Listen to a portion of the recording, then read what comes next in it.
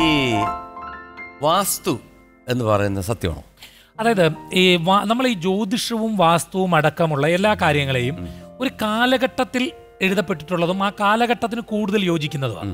അപ്പോൾ വാസ്തുവിൽ ഒരു പ്രിലിമിനറി ആയിട്ടുള്ള ഒരു നിയമം എന്ന് പറയുന്നത്, ഒരു പശുവിനെ അഴിച്ചു വിട്ടാൽ അത് 21 ദിവസം കഴിയുമ്പോൾ എവിടെയാണോ പുല്ല് തിന്ന് കിടക്കുന്നത് അവിടെ വീട് വെക്കാൻ യോഗ്യം എന്നാ.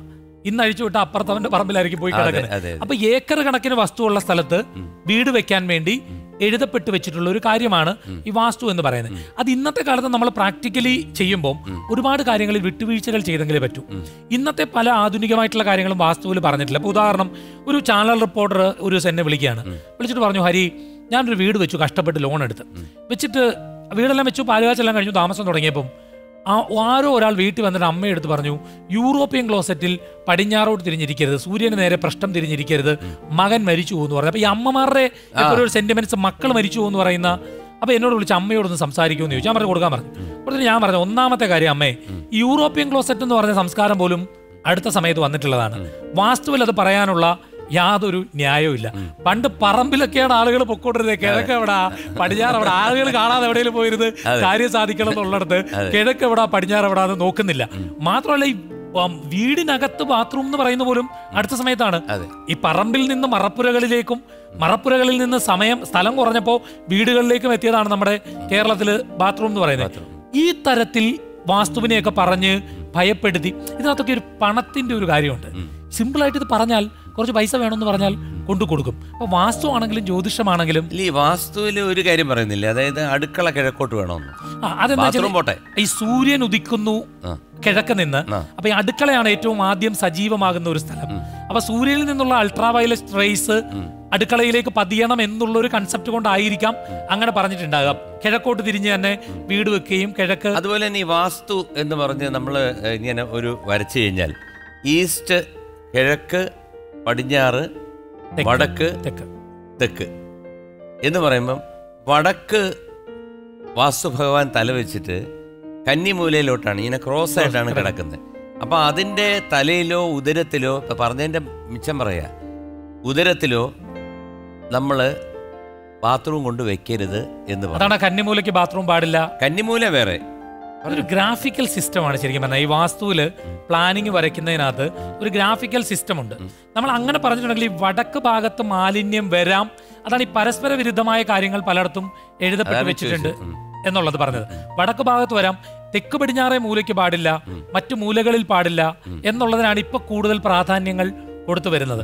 ഈ വാസ്തു പുരുഷൻ എന്ന് പറയുന്ന ഒരു സങ്കല്പം ഒരു ഗ്രാഫിക്കൽ, അതായത് ഈ ഒരു പ്ലാൻ വരയ്ക്കുന്നതിന് വേണ്ടിയുള്ള ഒരു ഗ്രാഫിക്കൽ സിസ്റ്റമാണ്. ഇത്രയും കാലം മുമ്പ് ഇത് രൂപകൽപ്പന ചെയ്തു എന്നുള്ളത് ഭയങ്കര ഒരു അത്ഭുതകരമായ കാര്യമാണ്. ഈ വാസ്തുവിദ്യ എന്ന് പറഞ്ഞ പുസ്തകങ്ങളിലൊക്കെ ഒരു പട്ടണം എങ്ങനെ നിർമ്മിക്കണം എന്ന് പോലും പറഞ്ഞിട്ടുണ്ട്. അതായത് ഒരു പ്രത്യേക കൺസ്ട്രക്ഷൻ മെത്തേഡ്. എനിക്കൊന്നിപ്പോ ഓസ്ട്രേലിയയിലൊക്കെ അങ്ങനെയാണ് വീട്. അതിന് ഇന്റീരിയർ വേണം നിങ്ങൾക്ക് ഇഷ്ടമുള്ള രീതി മാറ്റാം, അല്ലാതെ പ്രത്യേക രീതിയിലുള്ള കൺസ്ട്രക്ഷൻ. അതായത് വാസ്തു ഭഗവാൻ എന്നൊരു സങ്കല്പം എന്തായാലും ഉണ്ട്. അപ്പൊ അതനുസരിച്ചിട്ടാണ് എല്ലാം കിട്ടുന്നത്. തീർച്ചയായിട്ടും. പക്ഷെ ഈ വാസ്തു അനുസരിച്ച് കെട്ടാതെ എവിടെങ്കിലും കൊണ്ട് വീട് വെച്ച് കഴിഞ്ഞാൽ അവിടെയൊക്കെ ഒരുപാട് അനിഷ്ട സംഭവങ്ങൾ നടന്നതായിട്ട് പറയുന്നുണ്ടല്ലോ, അങ്ങനെ വല്ലതും അറിയോ? അല്ല, ശരിക്കും പറഞ്ഞാൽ ഇന്നത്തെ അതാ ഞാൻ പറഞ്ഞ പ്രാക്ടിക്കൽ പ്രശ്നം വരുന്നത്. അന്നത് കണ്ടുപിടിക്കാം ഒരു സ്ഥലം, ഇന്ന് എങ്ങനെ കണ്ടുപിടിക്കും? 3 സെന്റിലും 5 സെന്റിലും അല്ല, ഒരുപാട് കഷ്ടപ്പാടുകളും ഒരുപാട് അനുഭവങ്ങളും വരുന്നു ഉണ്ടാകാം. അതായത് എൻ്റെ ഒരു സുഹൃത്ത് പറഞ്ഞത്, ഒരു വീട്ടില് 3 പെൺകുട്ടികളാണ്. ഈ 3 പെൺകുട്ടികളിൽ ആദ്യത്തെ കുട്ടി ആത്മഹത്യ ചെയ്തു, രണ്ടാമത്തെ കുട്ടി ചെയ്തു, മൂന്നാമത്തെ കുട്ടി ചെയ്തു. അത് കാരണം അവിടെ പ്രശ്നം വെച്ച് ബാക്കിയെല്ലാം നോക്കിയപ്പം അവർ വീട് വെച്ചിരിക്കുന്ന പണ്ടെങ്ങാണ്ടോ ഉള്ള ഒരു ശിവക്ഷേത്രത്തിൻ്റെയോ ഏതോ ഒരു ക്ഷേത്രത്തിൻ്റെ അതിൻ്റെ താഴെ ക്ഷേത്രമുണ്ട്, അതിൻ്റെ മുകളിലാണ് ഇവർ വീട് വെച്ചിരിക്കുന്നത്. അപ്പോൾ ഈ സ്ത്രീകൾ അവിടെ താമസിക്കുമ്പോഴത്തേക്ക് അവർക്ക് പീരീഡ്സൊക്കെ ആകുമ്പോഴത്തേക്ക് അങ്ങനെ ഉണ്ടാകുന്ന പ്രശ്നങ്ങളൊക്കെ ആയിട്ട് ഒരു വിഭ്രാന്തി, മാനസിക വിഭ്രാന്തി കയറിയിട്ട് ഓരോരുത്തരും കയറി തൂങ്ങി മരിച്ചാണ്. പിന്നെ അതിനുശേഷം അത് കുഴിച്ചു നോക്കിയപ്പം അവിടെ വിഗ്രഹങ്ങൾ ഉണ്ടായിരുന്നു എന്നാണ് പറയുന്നത്. എനിക്കറിയില്ലാത്ത ഒരു കാര്യമാണ്, പക്ഷേ എങ്കിൽ പോലും ഞാൻ കേട്ട കാര്യം ആയിരിക്കാം, കേട്ടു എന്നുള്ളതാണ് പ്രശ്നം. ഞാൻ വേറൊരു സംഭവം പറയാൻ കേട്ടത്. അതായത് ആലപ്പുഴയ്ക്കടുത്ത് ഒരു സ്ഥലമുണ്ട്, വള്ളികുന്നം എന്ന് പറഞ്ഞ സ്ഥലം. അവിടെ ഒരു വീടിന്റെ വടക്ക് പടിഞ്ഞാറേ മൂലയ്ക്ക് ഒരു എരുത്തില് കമ്പിയൊക്കെ വെച്ചിട്ട് ഇങ്ങനെ പണിഞ്ഞ് മനോഹരമാക്കി വെച്ചിട്ടുണ്ട്. അവിടെ ഒരു പശുവിനെ അവിടെ കെട്ടുന്നത്. ഒരു ദിവസം കൊണ്ട് പശുവിനെ കെട്ടി, പശു ഒന്ന് മൂത്രം ഒഴിച്ച് കുളിപ്പിച്ചിട്ടുണ്ട് കെട്ടിയപ്പോൾ പെട്ടെന്ന് പശു ഭയങ്കര വിഭ്രാന്തി, ഭയങ്കര ബഹളം, ചാട്ടം, എല്ലാം പ്രശ്നമായി. പിറ്റേ ദിവസം അത് ആവർത്തിച്ചു. അപ്പോൾ ഇവരൊരു ആസ്ട്രോളജി വാസ്തു അറിയാവുന്ന ഒരാളോട് എന്ന് പറഞ്ഞു, ഇത് വരുത്തുപോക്ക് എന്ന് പറഞ്ഞൊരു കാര്യമുണ്ട്.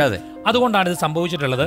നിങ്ങൾ പശുവിനെ എരുത്തിൽ അവിടെ നിന്ന് മാറ്റണം. അപ്പോൾ ഇവരുടെ പൈസ ഇല്ല. ഒരുപക്ഷെ വരുത്തുപോക്കെന്ന് പറഞ്ഞു കഴിഞ്ഞാൽ നമ്മുടെ പ്രേക്ഷകർക്ക് കുറെ പേർക്ക് മനസ്സിലാവില്ല. അതായത് വരുത്തുപോക്കെന്ന് വെച്ചാൽ വരുത്തുപോക്കുന്ന അങ്ങനെ ഒരു സംഭവം ഈ ദേവി സഞ്ചരിക്കുന്നു, ദൈവങ്ങൾ സഞ്ചരിക്കുന്ന പാതയാണ് എന്നുള്ള സഞ്ചരിക്കുന്ന പാത. അപ്പൊ അതാണെന്ന് പറഞ്ഞിട്ട് എരുത്തിൽ മാറ്റി കെട്ടണമെന്ന് പറഞ്ഞു.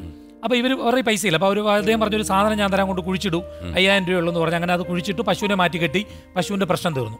അങ്ങനെ അപ്പോൾ അവർക്കതൊരു വിശ്വാസമായി, വാസ്തുവാണ്. അവരെല്ലാവരോടും പറഞ്ഞു, ഇപ്പം ചേട്ടനോട് പറഞ്ഞതുപോലെ ഇങ്ങനൊരു സംഭവം ഉണ്ട് എന്നൊക്കെ പറഞ്ഞു കഴിഞ്ഞ് കുറേ ദിവസം കഴിഞ്ഞപ്പോൾ ഇവരുടെ അവിടെ ഒരു ഇലക്ട്രിക് പ്രോബ്ലം വന്നു.